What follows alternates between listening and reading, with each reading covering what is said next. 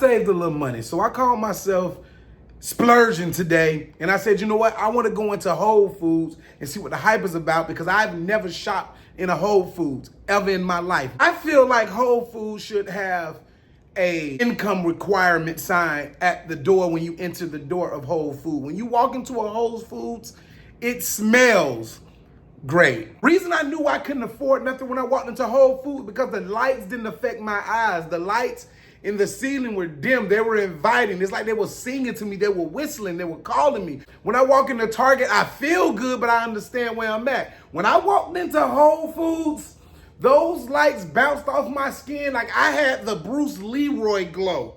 You know when you walk into a store and everything is in order and it's like busy, but nothing's out of order, like the oranges was where they were supposed to be, the lemons were where they were supposed to be, the watermelons was right there, and then you had the background, like behind the fruits and vegetables, you had them in liquid forms in jars, and you had the name, the generic name brands, then you had the Whole Food brands, then you had somebody local brands in this whole.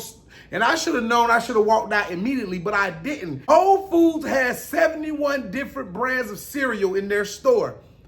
They have an option for every part of your body. If you feel like your neck is too thick, they got cereal to shrink your neck. If you feel like your wrists are too thick, they got cereal to shrink your wrists. If you feel like you're not in a cereal mood, but you want some cereal, they got cereal that ain't cereal, that tastes like cereal, that won't feel like cereal. Mind you, they still got real humans with bloods and vessels in their veins and real eyeballs. Like I touched one of their hair to make sure it wasn't artificial intelligence. They got humans working at their cash registers in Whole Foods. The Whole Foods I was in had somebody with some of the food station, so you could taste what you want to cook that night. And I felt like whatever I ate, they grew there. Like, I don't know where crackers come from. I'm talking about the food. I don't know where crackers come from. And I felt like they grew them right there in the store.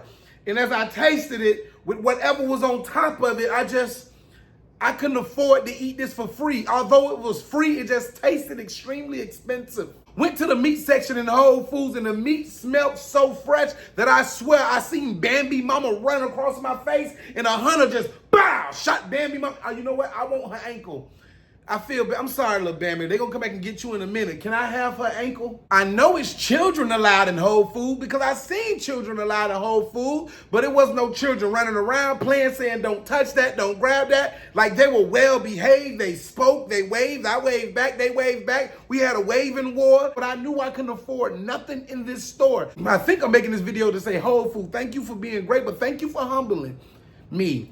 I ain't in the tax bracket to be in here picking up anything and load my basket with anything in this damn store. I'm going to stay where I go until I reach another status of earnings, because coming in here really humbled me and reminded me of how broke I really am.